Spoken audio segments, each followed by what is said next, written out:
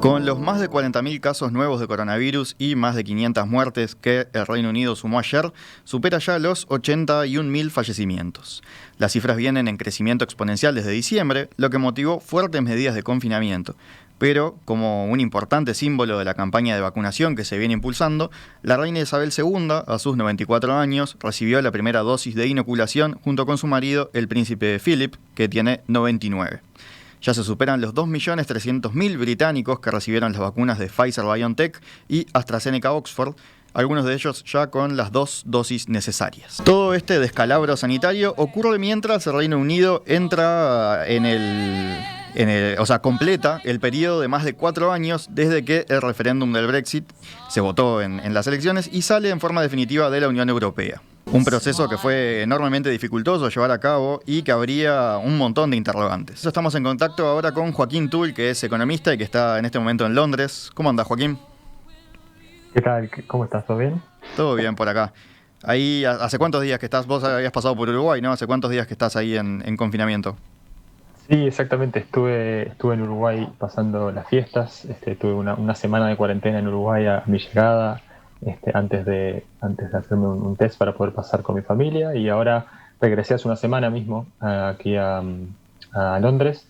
Y bueno, ya si todo sale bien, si el test me da negativo aquí, ya puedo salir, digamos, a la vida normal. Y la vida normal que viene a hacer ahí, ¿qué medidas, cómo es el confinamiento en este momento en Londres? Sí, la vida normal es una situación de cuarentena en este momento, en la cual se le pide a las personas que no salgan de sus casas, que trabajen desde sus hogares, y donde es posible que la policía, por ejemplo, mismo te ponga una multa si te encuentra en la calle sin una razón justificable, digamos, para estar fuera, ya sea por ejercicio, ya sea por ir a hacer las compras, ir al médico, ir a ayudar a alguna persona que lo necesita, hacer trabajo voluntario. O sea, hay una serie de opciones por las cuales uno puede salir, pero si uno sale y lo encuentran y lo detienen en la calle y no tiene una razón necesaria, lo pueden multar. Sí, y las multas pueden ser bastante altas, por lo que vi, ¿no? O sea, desde 200 libras, que no es poco, y para arriba. Correcto, sí, sí, sí. Y a medida que se va infringiendo múltiples veces, se va incrementando también. Y esto va también para los comercios, digamos, los comercios que tienen necesidad de permanecer cerrados en este momento también. Y en el caso de que se encuentren que están abiertos o que están atendiendo al público sin las medidas necesarias, las multas son bastante altas también.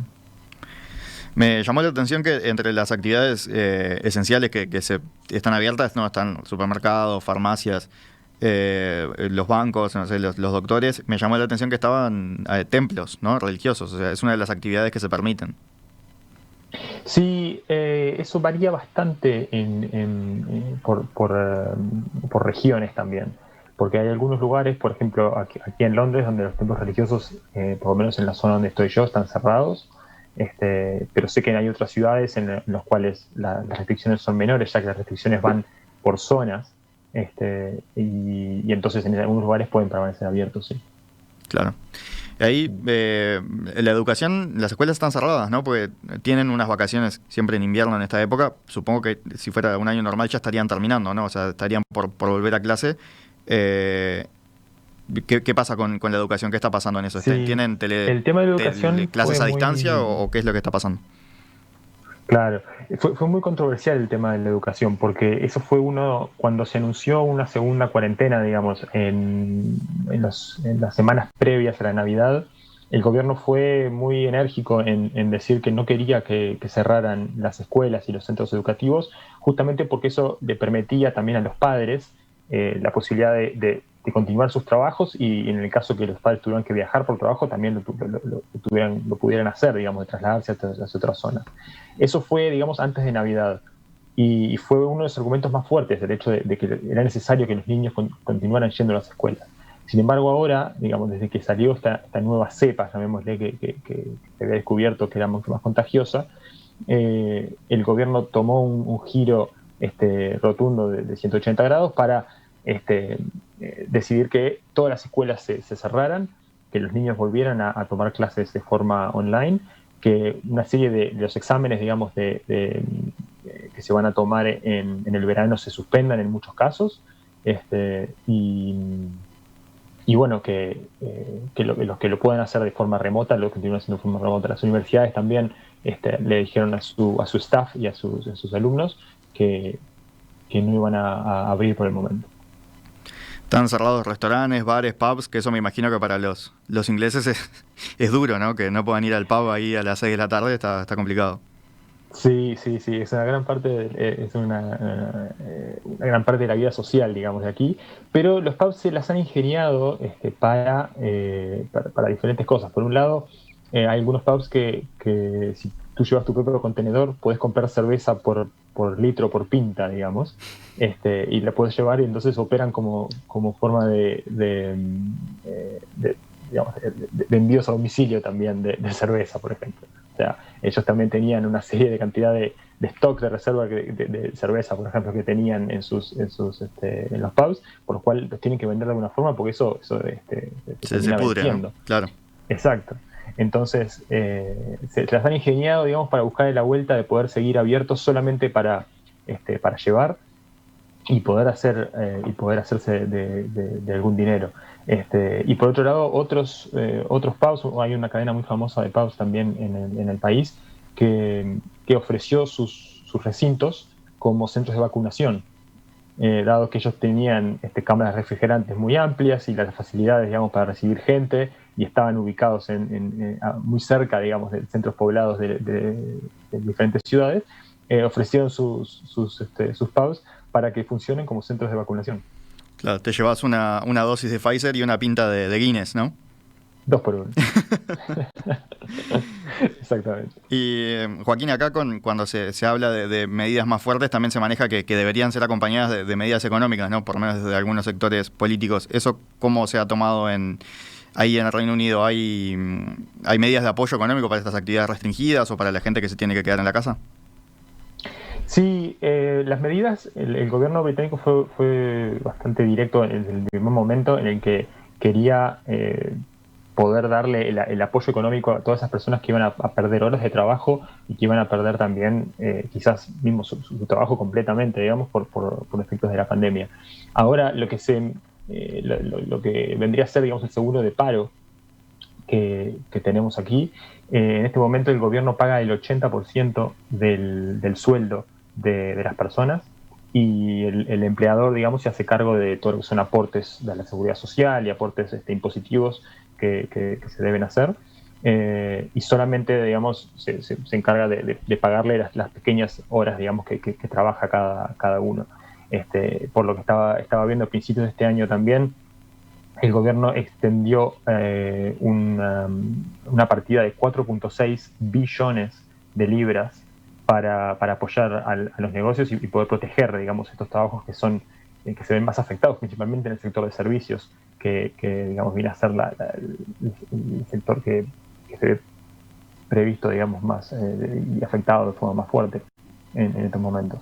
Por lo que estaba viendo las estadísticas, los sectores que han recibido o que han aplicado a recibir estos beneficios, obviamente son los sectores del sector hotelero, de restaurantes y pubs y todo eso, pero también el sector de artes, los cines, los teatros, todos los grupos culturales, musicales, todos ellos han sido, digamos, los que mayormente han aplicado a este tipo de beneficios. Bien, ¿y se ha discutido, por ejemplo, una renta básica o un apoyo como en Estados Unidos, que se entregaban algunos cheques, se manejaban después entre algunos cheques con un poco más de dinero, que bueno, después se quedó trancado, ¿no? Pero digo, en Estados Unidos estuvo esa discusión, ahí en el Reino Unido se manejó también ese tipo de apoyo más directo?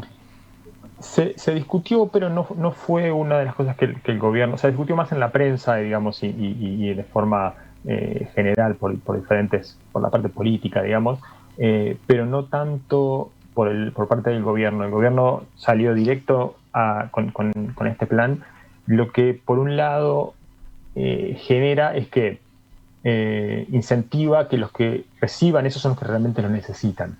O sea, ahí te das cuenta que si empezamos a enviarle cheques a toda la población, ahí hay un gran porcentaje de población que recibe cierto dinero que no lo necesita. Es un mal uso, digamos, de los fondos públicos. Entonces, al hacerlo de esta forma, en el caso de que cada persona debe aplicar y debe justificar, digamos, por qué está aplicando esto y mostrar que está viendo reducido su horario de trabajo, eso hace que por un lado, incrementa la formalidad, digamos, porque la persona tiene que estar dentro del sector formal de trabajo, y por otro lado, de que recibe lo que realmente, la gente que realmente lo necesita.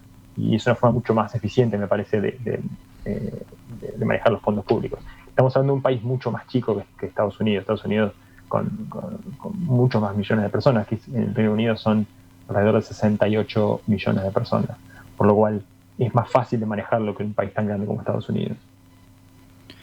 Algo que me parece interesante de cómo están trabajando el tema ahí en el Reino Unido es el concepto de burbujas de apoyo que le dicen, ¿no? O de soporte, de support, ¿no? Que puede traducirse capaz que de las dos maneras. Que nosotros acá hablamos de burbujas, ahí le agregan esa etiqueta. Es como con los únicos con los que se permite contacto físico, ¿no? Los que integran tu burbuja de apoyo. Exacto, sí, el concepto surge principalmente por la cantidad de personas que viven solas y principalmente personas que son adultos mayores, que no pueden salir a la calle justamente porque están en el grupo de mayor riesgo, no pueden salir a hacer las compras, entonces necesitan tener una persona con la que pueden compartir, que pueda acercarle víveres, que pueda acercarle medicamentos o lo que fuera, o simplemente sentarse a conversar. Entonces, esas burbujas de apoyo, digamos, estaban pensadas inicialmente para las personas mayores, pero obviamente el concepto aplica para todos. El hecho de que uno puede acercarse formar una burbuja, digamos, con otra casa o con otra persona de otro lugar, pero obviamente eso es exclusivo. Esa burbuja tiene que ser exclusiva. Acá no puedo andar formando diferentes burbujas con diferentes grupos, digamos, porque eso, digamos, corta totalmente el concepto. Hay parámetros bastante detallados de con quién y cómo poder formar una burbuja, ¿no? Sí, o sea, obviamente toda esa parte de detalles es bastante, digamos, formal por un lado. Por otro lado es más la práctica, o sea, cómo se ve eso en la práctica. Eso generaba, por ejemplo, de que niños no podían invitar a sus amigos a su cumpleaños porque no pueden formar una burbuja con todos sus amigos, digamos. Entonces lo que tenían que hacer era, bueno, no se hace cumpleaños con los amigos, se hace cumpleaños con la familia, que son parte de la misma burbuja, por ejemplo. Entonces ahí está en la práctica, digamos, cómo se deben juntar diferentes grupos y que tienen que mantenerse a nivel de exclusividad, y donde una persona presente síntomas, todos los demás tienen que continuar aislándose, ¿no? Bien, y vos mismo decías, ¿no?, que ahí en el Reino Unido viven 60 y pico de millones de personas. Acá en Uruguay, que somos poquitos y las medidas son menos restrictivas, a veces es difícil controlar. ¿Cómo están controlando ahí? ¿Que tienen algunos instrumentos de vigilancia, digamos, como pueden ser aplicaciones, o cómo se está manejando el tema del control? Ese es un gran tema, porque por un lado están todas estas restricciones, está digamos, la amenaza, si se quiere, de que uno puede ser multado si no cumple con estas reglamentaciones, pero básicamente se deja que cada uno sea responsable por su grupo, digamos, por cada uno. No lejos de lo que se ha intentado aplicar en Uruguay con el concepto de libertad responsable, digamos, que habíamos escuchado por parte del presidente. Pero en este caso, sí, existe una aplicación en la cual uno puede, ¿cómo se dice?, tener registro de con quién es que se ha encontrado o si ha estado en contacto con una persona que testeó positivo, pero no hay más que la presión social, no hay una forma de control más allá de la policía en la calle. Uno puede caminar libremente, no lo van a detener en la calle, pero justamente tiene que demostrar que está haciendo algo justificado. Estaba leyendo justamente a un uruguayo que ponía en Twitter un estudio que dice que los británicos, por encima del 90% de los británicos cree que está cumpliendo mejor que el resto, que el promedio. Algo que obviamente es totalmente imposible. Y cómo se da, o sea, me explicabas cómo se da el control y bueno, cómo ellos sienten que están cumpliendo las medidas, ¿no? Pero efectivamente suceden casos de aglomeraciones, de fiestas clandestinas, o sea, suceden esos fenómenos que se están dando en otros lugares, como sucede acá en Uruguay. Sucede, sí. No, tampoco, digamos, se preocupan tanto por ese tipo de cosas, ya que toda la parte de las fiestas pasó y la parte del control de las fiestas se hizo fue muy exhaustivo, digamos. Hay obviamente un número al que uno puede llamar si se ven ese tipos de aglomeraciones, pero por ejemplo uno va por un parque en estos días y hay un móvil de la policía controlando de que la gente no se esté aglomerando y esté en movimiento, por ejemplo. Eso ocurrió durante el verano aquí en julio y agosto, sigue ocurriendo ahora. Se intenta, digamos, que desestimular las aglomeraciones de gente en diferentes lugares. Obviamente, todo lo que son eventos públicos están totalmente prohibidos, no hay ningún tipo de actividad cultural, todo lo que es actividad deportiva es público, digamos. En ese sentido creo que es un poco más restrictivo que lo que estamos viendo en Uruguay. ¿Y hay cansancio con las medidas, con el gobierno, o hay comprensión, ¿no? Porque ya es el segundo confinamiento, uno imagina que en el primero se puede haber encarado de otra manera, ¿no? Ya en el segundo, una vez que se abrió, ¿no? Volver a cerrar debe ser más difícil. Sí, yo te diría que es el tercer confinamiento. O sea, ahora, justamente porque antes de Navidad, en algunas ciudades ya se estaban aplicando nuevamente medidas de confinamiento, y yo creo que hay un gran cansancio con respecto a estas medidas. Por otro lado, el hecho de que ya se esté bastante avanzada la campaña de vacunación, y eso que se presentó justamente ayer, el Plan Nacional de Vacunación, también genera de que la gente, por un lado, se confíe mucho de que, bueno, ya pasó, y por otro lado, también genera cierta expectativa de decir, bueno, ok, esta puede ser la última vez que lo tenemos que hacer, si todos logramos darnos la vacuna en tiempo y forma y logramos generar esa famosa inmunidad. Recién ayer se presentó el Plan Nacional, porque están vacunando desde principios de diciembre, ¿no? Sí, exacto. Se está vacunando desde principios de diciembre y, como tú decías, ya hay más de 2 millones de personas que se dieron la primera dosis y otros quizás 200, 300 mil personas que ya van con la segunda dosis, perdón. Pero ayer se presentó el Plan Nacional de Vacunación como forma de cómo se extiende eso a todo el resto del país y cómo van a hacer para cumplir los objetivos de vacunación. O sea, se presentó ayer para el público en general, donde, por ejemplo, se espera que para mediados de febrero se logren vacunar 15 millones de personas, y eso incluiría ya todos los mayores de 70 años y no solamente de 80 como están vacunando en este momento. Entonces, ¿cómo se van a lograr eso? Los 2.700 puestos de vacunación que se van a abrir en diferentes partes del país, la aplicación digamos, del ejército también como forma de poder coordinar la logística de distribución de vacunas y mismo de vacunar en ciertos lugares más aislados. O sea, todo ese plan logístico y cómo se va a realizar la prioridad de las vacunas se presentó a la población ayer para, digamos, empezar a mostrar que se está en camino, digamos. Claro, que no era una cosa improvisada. Exacto. Que en primer momento se les había acusado de adelantarse, ¿no? Empezaron a vacunar apenas tuvieron la habilitación, ¿no? Con la vacuna. Exacto, sí, y con la vacuna que era más, digamos, controversial, digamos, porque era una vacuna que todavía no se había testeado en otro tipo de enfermedades y todo. Entonces, eso en cierto modo generaba algunos cuestionamientos por parte de la gente. Ahora, con la segunda vacuna, con la de AstraZeneca y la Universidad de Oxford, que es una vacuna muy similar o más similar, digamos, en su tecnología con la vacuna que tenemos, por ejemplo, para lo que es la gripe estacional, y con, digamos, toda esta forma de que empezamos a ver de cómo es que se va a realizar esto, empieza a generar ese tipo digamos, de confianza en la gente de que se está por el camino correcto. Obviamente esto va a tomar tiempo, pero, digamos, esta nueva vacuna lo que genera es que se puede producir más rápido, es más barata y no necesita las condiciones, digamos, de logística y de refrigeración y de tratamiento tan complejas que tiene la anterior. Sí, se puede guardar en heladeras normales y no a 70 grados bajo cero como la de Pfizer, ¿no? Exacto, justamente por eso es que algunos pubs ofrecían sus cámaras refrigerantes para guardar las vacunas ahí, justamente. Y sí, como tú decías, no necesita no es tan frágil, digamos, la manipulación de la vacuna como la de Pfizer.